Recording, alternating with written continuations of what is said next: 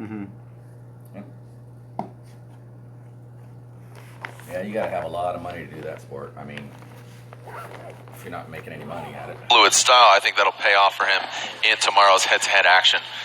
Are we going to see a new leader here? Is Alex Hilbrand going to be knocked off? He's currently got an 86. Can Matt Kaufman's score beat that? Yes, a 91. 91 of Matt Kaufman. Huge score there for Kaufman. Man, look at this kid. Literally look at him. Would you look at it? Just look at it. So nice showing there from Kaufman, 9.59. Next up, Michael Essa. Former Formula Drift champion. Back behind the wheel of the BMW. Loudmouth exhaust, Achilles radials on the corners. Throw it into that first front clip. Brings it on in. Keeps it to the outer zone, very fluid. You can see minimal corrections into the outer zone. Pretty rock solid there. Could have been deeper on that rear clipping zone, and yeah, not too shabby. Well, the one point that I saw besides coming across the center section here is he carried a bit too much more momentum on this second inside clip here, and he's going to blow past it quite a bit. So from a line perspective, Ryan, how far off is that? He's way outside the third hash mark there. Yeah, that was a 1 out of 5, unfortunately. There, it looked like he kind of got late into outside zone 2, which probably set him up wrong for getting up to inside clip 2, and that hurt him for sure in that area. All right, so Michael Essa, another driver, waiting for his score, feeling the flow.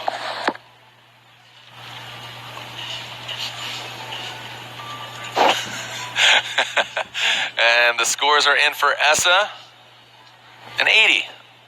An 80 for Essa puts him currently in 11th position. So interesting turn of events here. I haven't had any words with Chelsea Denofa before the event, before he ran here. I want to talk with him after this qualifying run, or during the break, I should say, before Pro 2. But stepping out of the BMW, now behind the wheel of this BC Racing S chassis. So on GT Radio, so transferring all his sponsors. Yeah, I don't think that was by design. I think he was forced into this situation to where he needed to get in a different vehicle. Okay. Yeah, I mean, he's had some bad luck this year, some gremlins here and there after, you know, a sensational round 1. It unfortunately has just been showing up just with an issue at every event. But now working the course, standing on throttle, that kind of that rate to angle, Ryan, you see him kind of straighten out and then roll into it. Tighter on that front clip. I mean, seems to be on the front clips, but. Well, you can obviously tell, you know, with the borrowed vehicle, it's well underpowered compared to the majority of the drivers that we've seen thus far. I mean, apparent by the smoke cloud that is being or not being driven off of the vehicle, but doing everything he can to fight through this year. He's going to make a little bit of a correction here and then really put some angle in the vehicle to try to get through that inside clip without touching it. So, Ryan, when you take a look at Chelsea on the run here, seeing that the vehicle's a little bit underpowered, what are some of the big takeaways?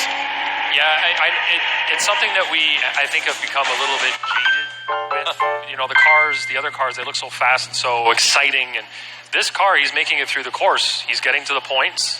Online, I didn't deduct that many points, but it's just not a high-energy run.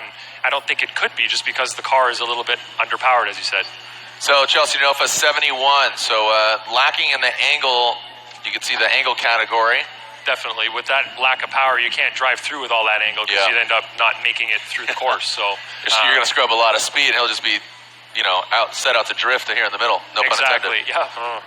So that's definitely something that he had to, you know, kind of calculate. Where am I going to maybe sacrifice a little bit of angle to make sure I maintain enough angle to get through the entire course? And it got him a 71. Not the highest score, but it's better than no score. Yeah. That should. I mean, that's one of the lowest, if not the lowest. I think we saw 70 from another driver, but you just want to make it in the top 32. You can't win in qualifying, as they say.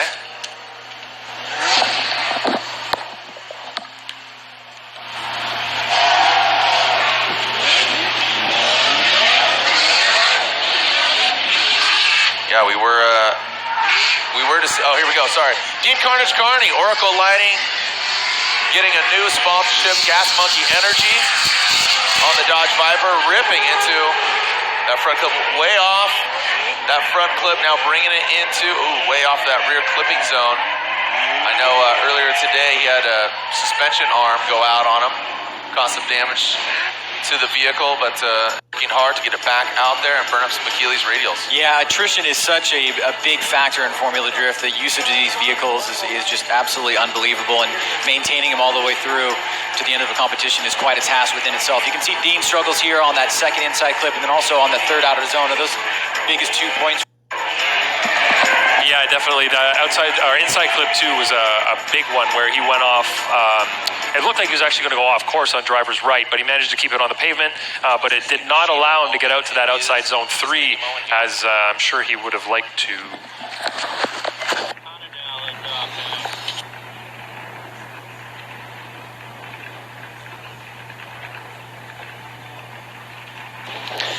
So Ryan, just taking a look, and I noticed that Mohan and Robin Ishida were on the scoreboard without a score. That's because they did not have a first run. Also, taking a look at the drivers list, we were scheduled to have 33 drivers. We actually have 32. No Kenny Mohan.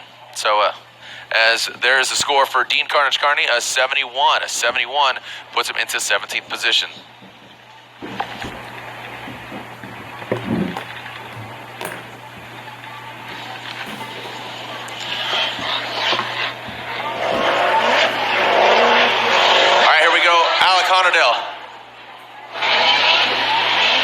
Alec Honadale, Injuku Racing, S14.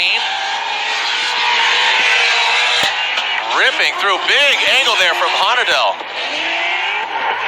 Nice job into the outer zone. You can hear him popping and locking around the course. Man, big angle there as he zeroed in on that front clip, the second to last one. Well, Alec Honadale, certainly another driver that's been pretty spectacular this season. Stands on top of my list for best tandem of the year with Chris Forsberg in Montreal. An exceptional run there, great battle back and forth. And this young driver has a tremendous amount of promise, as you can see here. Just a little bit long on that second inside clip. And then from you, Ryan Lantane, any major moments there from Alec Honadale? Yeah, I really like the commitment on the angle at inside clip 2. It's a scary place to throw in any kind of big angle because of what you're approaching, that outside wall at outside zone 3. So it always looks good, and we'll see what Brian ended up giving him on style, but line-wise, he didn't have too many deductions. Here's Honadale with an 87, puts him into second position right now. So Honadale, 87, puts him into second. Next up, Ryan Turk. You can see AutoZone on the hood, the Black Magic SR by Toyota 86. This is the AutoZone Showdown. The AutoZone Showdown brought to you by Black Magic. So speaking of AutoZone and Black Magic, AutoZone on the hood, Black Magic on the door. Here comes Ryan Turk. Sounded like fireworks coming in, initiating strong. Nice angle, good smoke by Turk. Second rear clipping zone. Tightens up to the front clip. Coming down into that final rear clipping zone. Nice job. Plume of smoke coming off that car, the hand-cooked tires. Solid run there by Ryan Turk. Speaking of AutoZone Showdown, put it down right there. Well, the story of the year for Ryan Turk has been the driving has been absolutely stellar, but he's had a couple mechanicals that have put him out of play there and really not given him the opportunity to chase too much of the championship. But his driving has been on point. He's had a number of one-more-time battles with Ken Gucci in early rounds, and they've definitely developed a rivalry. And you can see here, starting off pretty solid on run number 1 with a nice qualifying lap, Brian. Yeah, great line. Really committed to running as close to every clip and zone as he possibly could. Very few deductions for him on that run. And I didn't really see any corrections from the vehicle anywhere else on the track that would, indicate any kind of big deduction from angle or a style either. Very exciting run there from Ryan Turk, awaiting his score.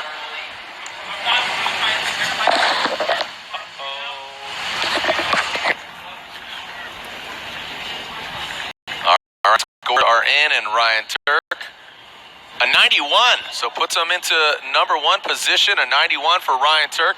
It's a great place to be. That'll lock him in.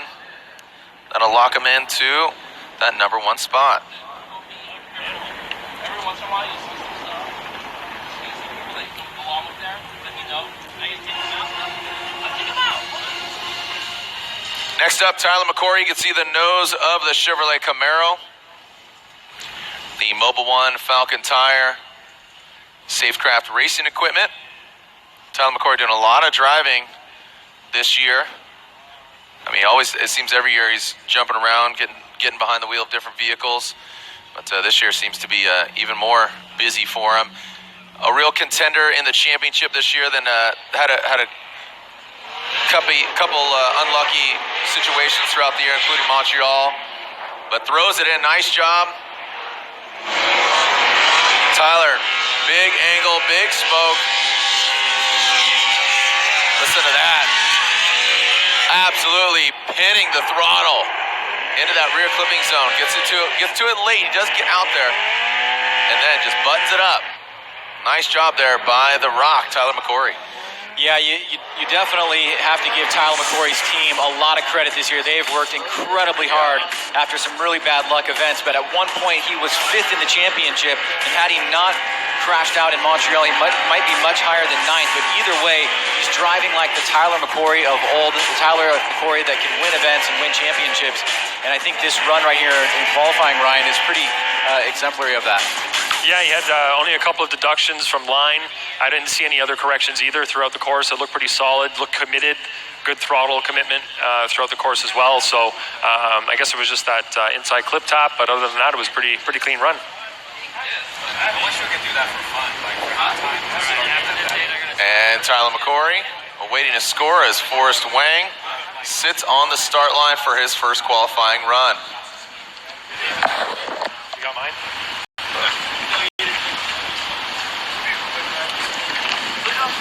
Are you surprised by Ryan Turk getting that 91 there, Ryan? Seemed like a strong run. No, not surprised. I mean, it's right up there. It's going to be tied with Alec, I believe, who was the other 91, Kaufman. or Kaufman, the other 91. So whoever has the lower of the two scores will, if the scores are to stay the same, well, they'll be tied with this guy. Boom! Tyler McCory now at 91. It says first unofficially, but a great run. And you know, all those drivers, it just seems that they're very fluid, they're very concise, and again, the exhaust note, they're right front and center through that power alley. It seems they're very consistent with that throttle. Certainly the drivers that have been getting the higher scores have obviously been hitting all the points that are basic in drifting. Right. The line, the inside clips, the outer zones that are part of the line, maximizing the angle, but then that X factor of how you're doing it with throttle.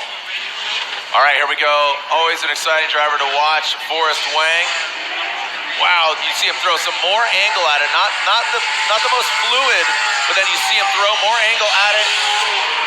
Quick little correction of the wheel, navigating into that final rear clipping zone.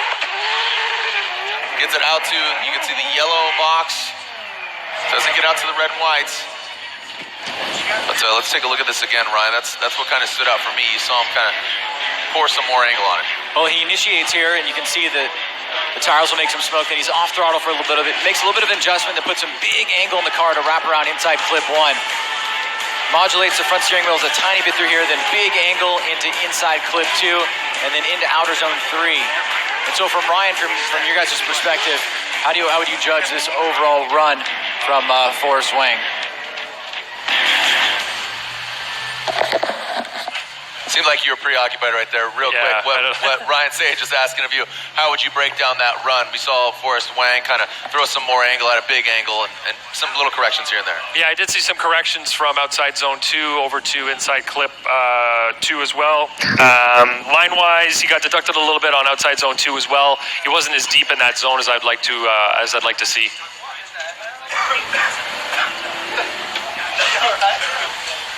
You all right, Jared?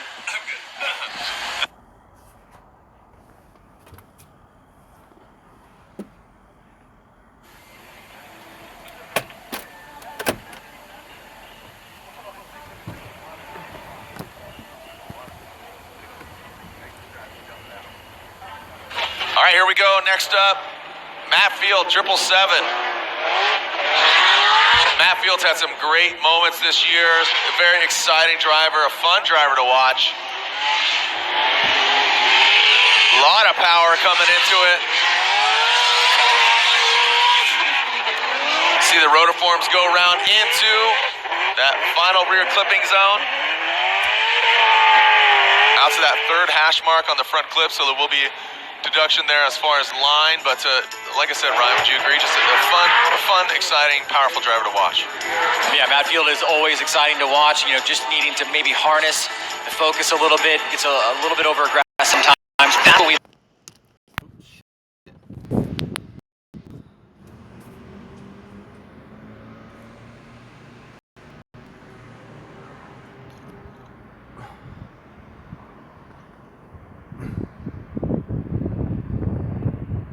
After the 87, so it pays off. Currently puts him into fourth. So an 80 and 4, Matt Field. Like maybe have this next round or something. I mean, right? Like so with the mark.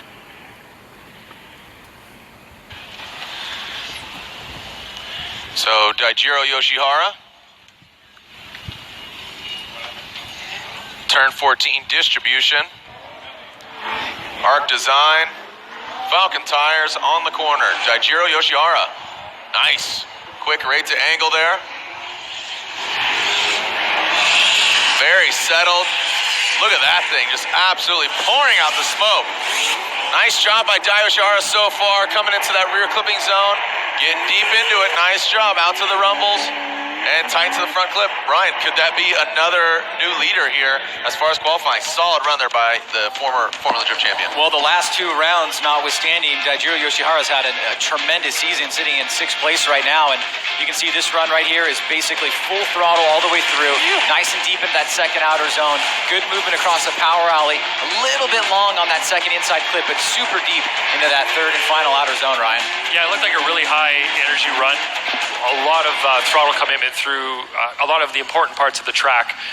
Managed to get out to outside zone 3 really well, where we have the the yellow and red markers up on the wall. So just for the fans, those 2 markers up there are actually the same as the ones that are down on the ground. The only reason we wrap them with those colors like that is for the nighttime driving, where it makes them a lot more visible. So they're the exact same markers as you'd see anywhere else on the track, just different colors for the nighttime side of things. And you talked about, Ryan, on that outer zone, that seems to be a really, that's going to, as Ryan Sage was saying, that X factor. Who's going to bring it into that rear clipping zone? Real quick, that can't be right. That can't be right. I'm like, I think he did better than a 61. All right, so you could see their line score a 0, but he did receive a score.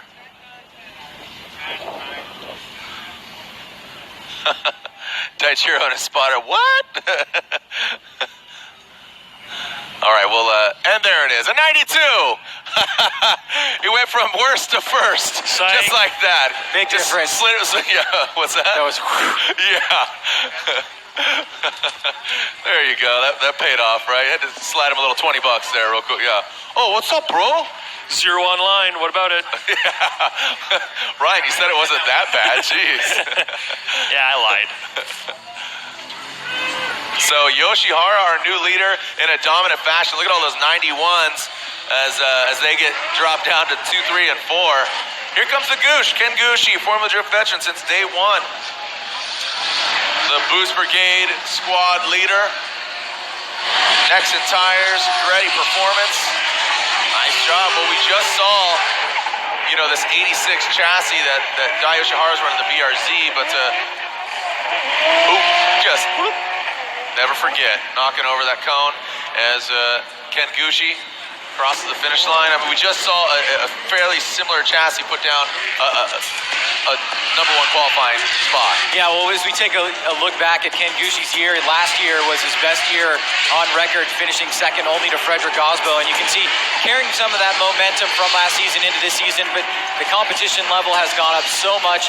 Ken currently sitting in 5th place, trying to make up a few more position points as we head into the last round at Irwindale. And from you, Ryan Lantain, how would you compare Ken's run to some of the other 91s and 92s? Yeah, he had a couple more deductions than maybe some of the higher scored runs would have scored from my perspective anyway. On the line side, he was off of I guess it was inside clip 2, outside zone 2. Sorry, he was off of a little bit, so I had to ding him a little bit there. But 85, that's 85, not a bad score. 85 gets him in 8th position. That's a strong, not obviously a 92, but like I said, it's a hard act to follow. You see Dio Shihara throw down such a solid run. So backing that up. All right, so now on the start line, we are getting into our final 4, or I should say our top 4. Final 4 drivers on their first qualifying run, but this is the AutoZone Showdown, brought to you by Black Magic Car Care. Odi Bakshis.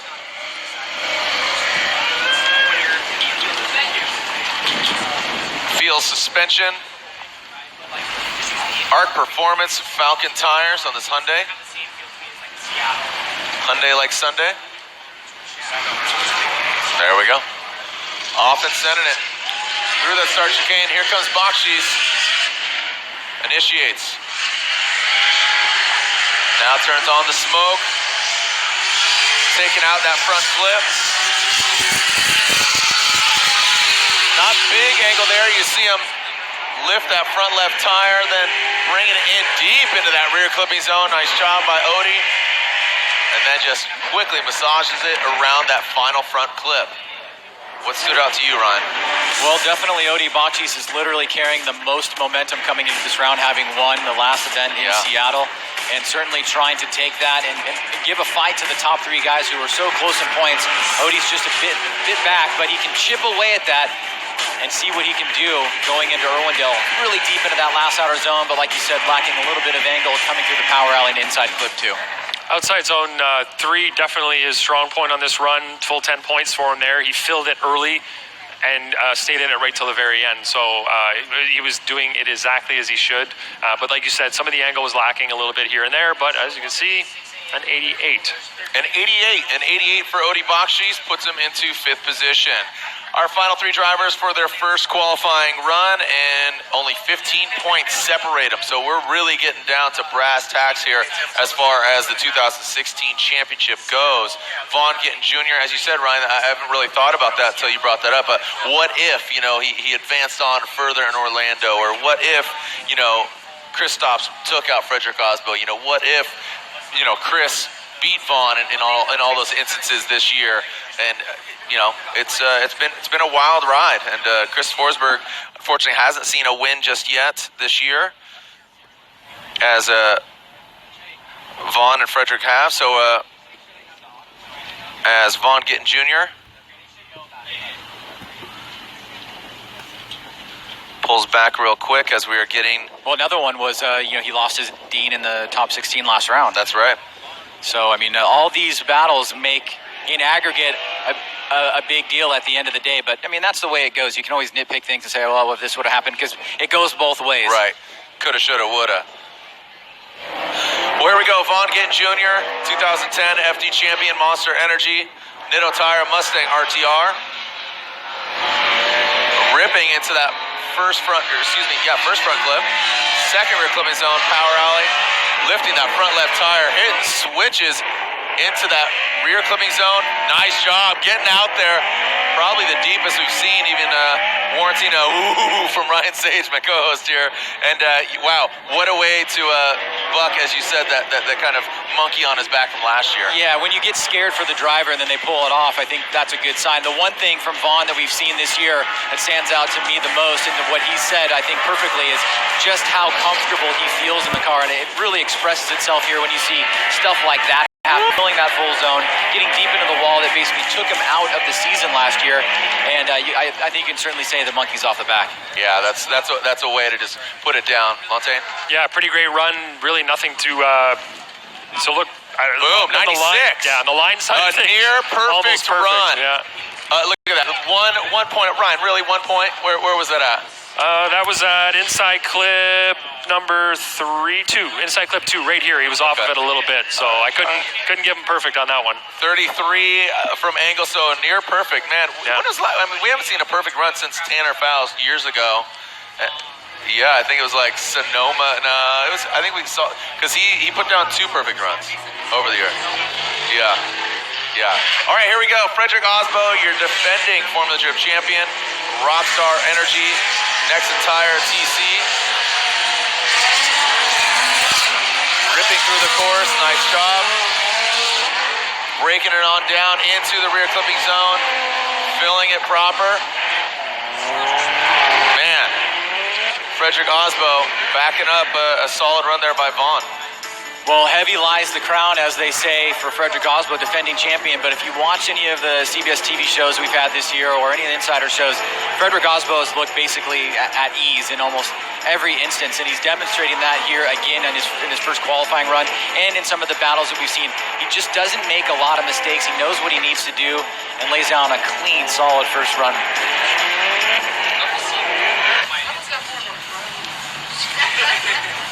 All right, as we wait for Frederick Osbo's score, he waits as well, looking up to the big screen to see how he stacks against the competition. Remember, we'll see all the drivers go at it again. Also, Pro 2 competition this evening.